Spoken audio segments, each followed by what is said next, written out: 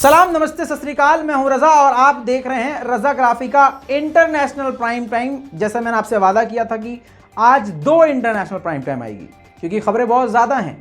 आपका वक्त बचाते हुए सीधी सीधी बात करेंगे और बताएंगे कि तुर्की ने ऐसा क्या कारनामा कर दिया है जिसकी वजह से सारी दुनिया में तुर्की एक बार फिर चमक गया है। जी हाँ, तुर्की ने सारी दुनिया में ऐसा काम करके दिखा दिया है जो अब तक नहीं हुआ है। पूरी दुनिया का, बच्चों के लिए बता रहा हूं, पूरी दुनिया का अब सबसे लंबा अगर कहीं पुल है तो वो अब तुर्की में है। आपको बता दूं कि तुर्की में रजब तैयब एर्दोगान की सरकार ने यूरोप और एशिया को जोड़ दिया है। आसान जबान में आपको बता दूं कि पहले एक जगह से दूसरे जगह यानी यूरोप और एशिया जाने के लिए, हालांकि इतनी दूर नहीं है, लेकिन समुद्री इलाके से, समुद्री रास्ते से जाने के लिए 1 घंटे का वक्त लगता था। लेकिन अब तुर्की ने ये बड़ा काम करके इस 1 घंटे को कंप्रेस करके 6 मिनट कर दिया। यानी 1 घंटे की जो दूरी पहले हुआ करती थी, 1 से 2 घंटे की दूरी, अब केवल इस पुल के ज़रिए 6 मिनट में ख़त्म हो जाएगी। दोस्तों, सारी दुनिया रजब तैयब एर्दोगान के इस कारनामे को सलाम कर रही है। मेन बात यह है कि अपने एजेंडे में इन्होंने इस पुल को शामिल किया हुआ था पहले से और वादा किया हुआ था तुर्की के लोगों से कि जल्द से जल्द मैं पूरा करूंगा। तो रजब तैयब एर्दोगान ने वो काम करके दिखा दिया है। दोस्तों, अगली बड़ी खबर आपको बता दूं, तुर्की ने एक बैटल टैंक बनाया और उस टैंक के लिए इंजन की ज़रूरत थी, लेकिन इंजन जर्मनी और फ्रांस ने तुर्की को देने से मना कर दिया। अब तुर्की तो परेशान था ही, लेकिन आखिरकार कोरिया ने इंजन दे दिया। यानी अब तुर्की अपना बैटल टैंक जल्दी तैयार करके मार्केट में उतार सकेगा। फिलहाल आपकी जानकारी के लिए बता दूं कि इस वक्त 1000 टैंक तुर्की बना रहा है। आपको बता दूं कि साउथ कोरिया के साथ ऑलरेडी डील तुर्की की हो चुकी है इस टैंक को लेकर, लगभग $424 मिलियन की। आसान जबान में आपको बता दें हम तो तुर्की ने पिछले 1-2 सालों के अंदर रूस से भी ज़्यादा हथियारों की फील्ड में तरक्की की है। इतनी तरक्की कर ली है कि खुद इजराइल को भी तुर्की के ड्रोन की तारीफ करनी पड़ रही है। 2 दिन पहले मैंने अपनी रिपोर्ट में बताया था, बख्तियार TB2 ने आर्मीनिया में ज़बरदस्त कारनामा किया और अभी यूक्रेन उस बख्तियार TB2 का इस्तेमाल करके रूस की नींद हराम किए हुए है, जिसकी तारीफ अब इजराइल को भी करनी पड़ रही है। दोस्तों, इसके बाद आपको एक और बड़ी खबर बताता चलूं, चीन को अब खुली धमकी बाइडेन ने दे दी है। जी हाँ, आपको बता दूं कि ताइवान में चीन बार बार घुसपैठ कर रहा है। इसी के साथ रूस के साथ भी अंदर ही अंदर जुड़ा हुआ है। ऐसे में अमेरिका को यह टेंशन थी कि अगर मदद कर दी रूस की चीन ने तो काफ़ी बड़ा नुकसान यूक्रेन में हो सकता है, क्योंकि यूक्रेन में हथियार तो अमेरिका के ही हैं। अब इसी मैटर पर चीन से बात करते हुए बाइडेन ने कह दिया है कि अगर रूस की मदद करी तो चीन को भुगतना पड़ेगा, यानी चीन को इसका भुगतान करना पड़ेगा। और सीधा साफ साफ कह दिया है कि ताइवान से जितना दूर हो सके चीन दूर रहे। दोस्तों, कहा जाता है जब आदमी खामोश रहे तो उंगलीबाजी नहीं करनी चाहिए। अब अमेरिका ने उंगली कई बार कर दी। अब चीन ने, सूत्रों के मुताबिक चीन ने अब ये दिखाया है, जताया है, सीधा नहीं बोलकर ये जताया है कि वो अब हथियारों की मदद, जी हाँ, यानी हथियार अब वो रूस को दे सकता है। इसके बाद यानी पासा सारा अमेरिका का उल्टा पड़ने वाला है।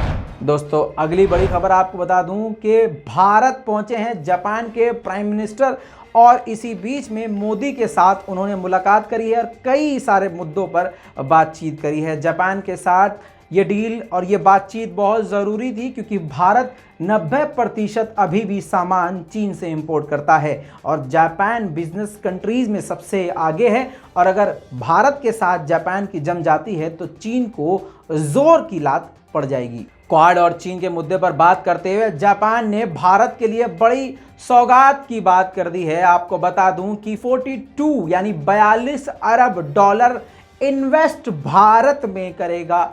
जी हाँ, जिससे आपको, हमको और सबको रोज़गार भी मिलेंगे। और अगर ऐसा ही चलता रहा तो दुनिया भर से बड़ी बड़ी कंट्रीज भारत में आकर निवेश करेंगी। दोस्तों 3 दिन पहले मैंने आपको एक बड़ी जानकारी दी थी कि नाटो के देश मिलकर नॉर्वे में एक बड़ा युद्ध अभ्यास करेंगे जिसमें 30,000 सैनिक शामिल होंगे। ये जो प्लानिंग और ये जो जंग की तैयारी की जा रही है, ये एक सीधा धमकी और धमकाने की कोशिश रूस को है। अब नॉर्वे में ये इनका चल रहा था, जो भी इनको करना था। अब इसी बीच में अमेरिका का एक प्लेन क्रैश हो गया जिसमें 4 अमेरिकी सैनिक मारे गए। दोस्तों अभी 2 मिनट पहले मैंने आपको एक बड़ी जानकारी दी थी कि ताइवान के बारे में चीन को खुली धमकी दे दी। अब जिस तरह से आपको कुछ समझाना चाहता हूँ, यूक्रेन को पीछे से सपोर्ट कर रहा था अमेरिका, कह रहा था लड़ो, हम तुम्हें हथियार देंगे, ये करेंगे, हम तुम्हारे बड़े भाई हैं, जो होगा देखा जाएगा। इस तरह से आसान ज़बान में आपको समझा रहे हैं, ये सब कर रहा था। अब यूक्रेन को किस हाल में अमेरिका ले गया है आप खुद देख रहे हैं। हथियार के अलावा कोई मदद नहीं कर पा रहा है कुछ भी। नाटो ने साफ मना कर दिया है कि हम नो फ्लाई जोन नहीं लागू करवा सकते।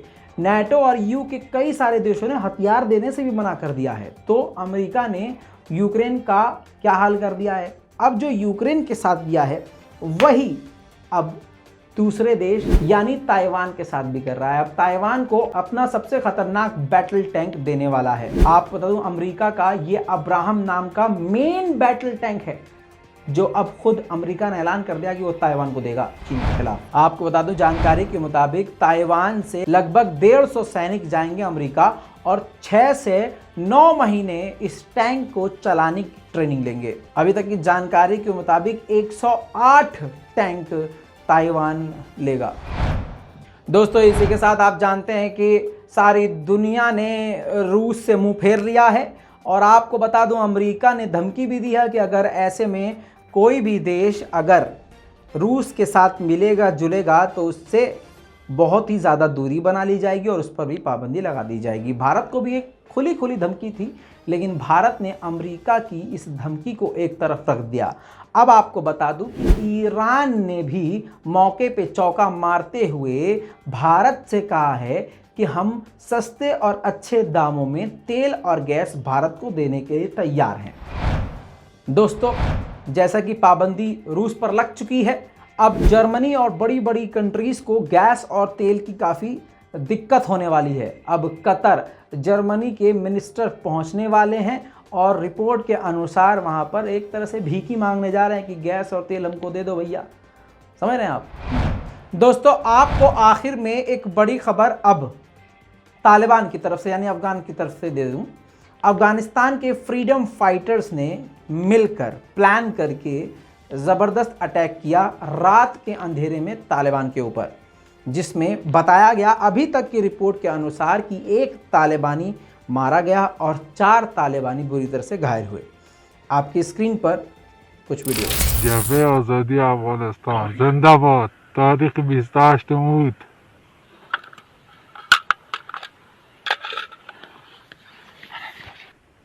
जिंदाबाद जबे आज़ादी अफगानिस्तान।